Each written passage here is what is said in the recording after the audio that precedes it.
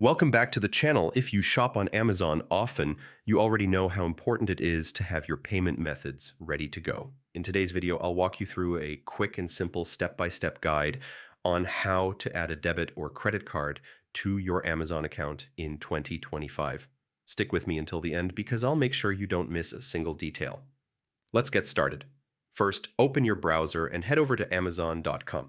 On the top right corner of the page, click Sign In. Enter your email or phone number, click Continue, then type in your password and sign into your account.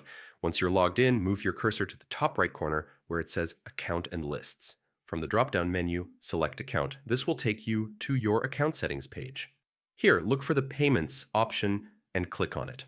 On the Payments page, you'll see a section for adding new payment methods. Click on the button that says Add a Payment Method. Now select Add a Credit or Debit Card. A new form will appear where you'll need to enter your card details carefully. This includes the card number, the cardholder's name exactly as it appears on the card, the expiration date, and the CVV code, which is usually the 3-digit number on the back of your card.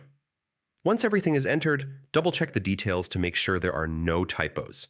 Finally, click the button that says Add Your Card. That's it.